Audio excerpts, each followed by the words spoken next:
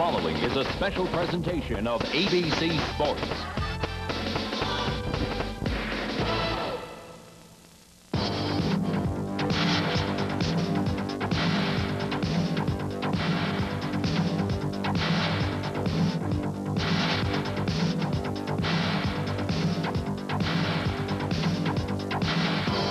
A year's waiting is about to come to an end. The 2.5 miles beckon. Indianapolis is about speed. The quickest driver. The ultimate lap. No race is faster. No race is closer or more difficult. But Indy is much more. The 500-mile race is a celebration, a spectacle, the largest single gathering of people for a sporting event. Indianapolis is dangerous. Its narrow road and concrete walls tear at man and machine. A skillful drive can turn to disaster without warning.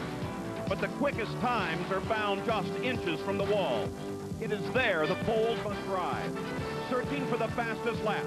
Even the bravest are not without fear. There's not been a race I have not been in that at one time or another I hadn't scared myself. And I'm one of the few that admit it. I know you got a bunch of brave heroes out there say they're not scared of nothing. All I can say, they've never run fast enough or they've never been hurt. To drive Indy requires skill. To race at the front, dedication. To win, courage.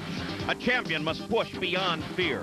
The four corners at Indianapolis draw out a special significance. You know, there comes a time in a race where money doesn't matter, living doesn't matter, winning is the only thing that matters.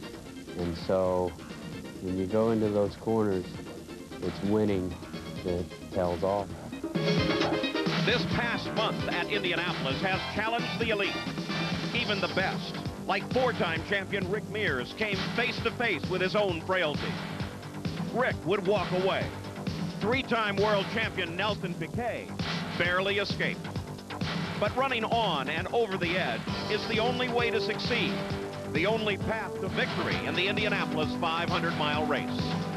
This place, more than any other, will probably push it to the limit, the very limit, because there's so much at stake.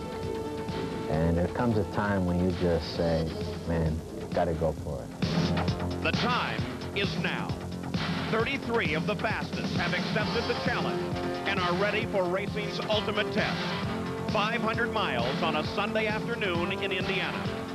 Where will the road take them? Too close to the walls? Or to victory lane with its fame and fortune? Indy is a human struggle against all odds. It brings pain and anguish, while at the same time, incomparable reward. In its 81-year history, 589 drivers have started the run. But the Indianapolis 500 has only permitted 54 to make the final turn into victory lane. As this day begins, the focus is 200 laps away. An antique cup waits for the new champion, whose likeness will be molded in silver to join the historic line. The 500 miles lie ahead. Live from the world's greatest race course, it's the 76th running of the greatest spectacle in racing, the Indy 500. The drivers in the front row have arrived in the garage area. Our three pit reporters, Gary Gerald, Jerry Punch, and Jack Arute, are watching their final preparations. Well, certainly, Paul, the anxieties of the pre-race regimen, no stranger to Mario Andretti. This is the 27th time he's gotten ready for the 500 miles. He's upbeat, confident here in his garage, renewing acquaintances with singer Amy Grant, his son Michael, wondering if this might be the day that elusive second win is his. There's an air of confidence here in the Ganassi garage, a cautious optimism, if you will, as 34-year-old Eddie Cheever is set to become possibly just the second driver in 25 years to collect his first IndyCar win, and this, the greatest spectacle in racing.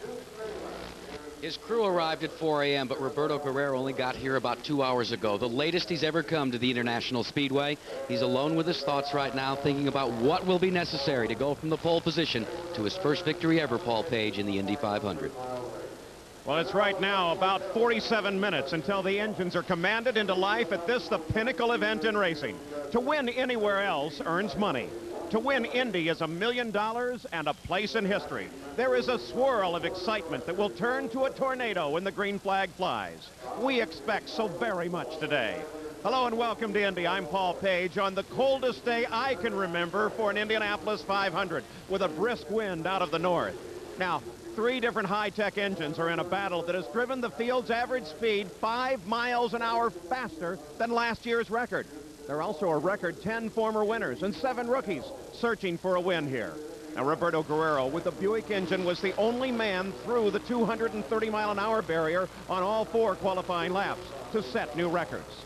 But in the final practice, the 4 Ford engines were the fastest, led by Mario Andretti. The fastest Chevy in that practice belonged to Bobby Rahal, but it's last year's motor. Rick Mears and Emerson Fittipaldi have new Chevys, but they're still searching.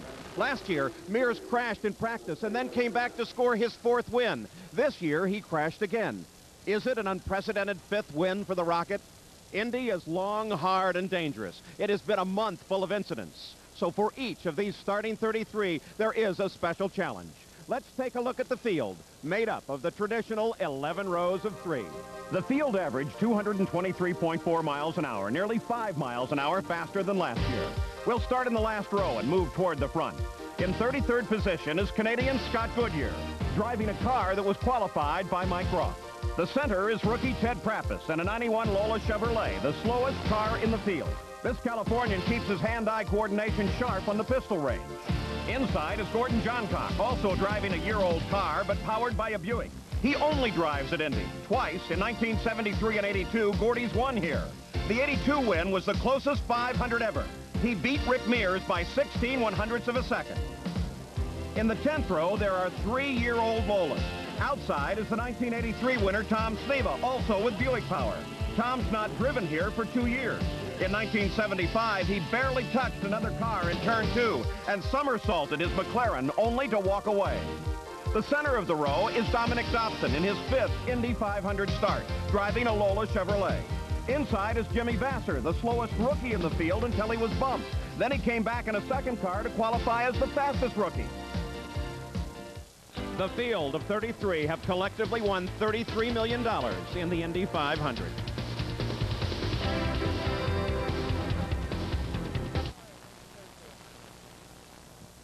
We on time?